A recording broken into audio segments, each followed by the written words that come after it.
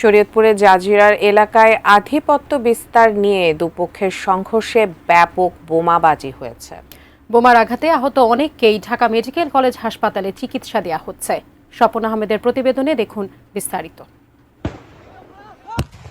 এ দৃশ্য দেখে মনে হচ্ছে সিনেমার শুটিং, কিন্তু না, এটি সিনেমার কোনো শুটিং নয়। শনিবার সকালে শরীয়তপুর জেলার জাজিরা বিলাসপুর ইউনিয়নের দুর্গাডাঙ্গা এলাকায় আধিপত্য বিস্তারকে কেন্দ্র করে কুদ্দুস ব্যাপারী ও জলিল মাতবরের সমর্থকদের মধ্যে সংঘর্ষে এসব হাতবোমার বিস্ফোরণ ঘটানো হয়। এতে আহত হন বেশ কয়েকজন। আহত কয়েকজনকে এদিন দুপুরে ঢাকা মেডিকেল কলেজ হাসপাতালে আনা হয়। হাসপাতালের জরুরি বিভাগে তাদের চিকিৎসা চলছে। এর মধ্যে হাতবোমার বিস্ফোরণে মারুফ নামে একজনের হাতের কবজি বিচ্ছিন্ন হয়ে গেছে।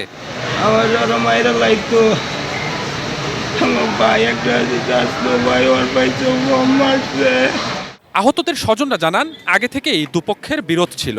তাদের অভিযোগ, আওয়ামী লীগ আমলে চেয়ারম্যান হবার পর থেকে কুদ্দুস ব্যাপারী নানা অপকর্মে জড়িয়ে পড়েন। চড়া হন প্রতিপক্ষ জলিল মাতবরের ওপর।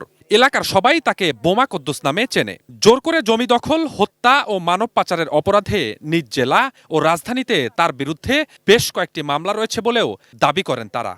ভোরে বোমা কুদ্দুস তিনি তার লোকজন আয়েশা আমাদের উপরে সংঘবঙ্গলে আক্রমণ করে, ঝড়ের মতো বোম উড়ায় মারতেছে। তো সেই ক্ষেত্রে আমার বেশ কিছুজন আমাদের অনেক আহত হয়েছে। বাড়ি ঘরের ভিতরে বোম নিয়ে ঢুকে আছে, বোম মারছে, ঘর দুয়ার কোবাইছে, কারো বুকে বোম লাগছে, কারো পেটে বোম লাগছে, কারো মাথায় লাগছে।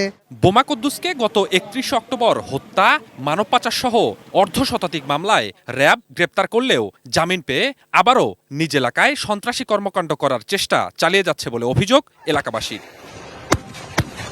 Swapan Ahmed, ATN news, Dhaka.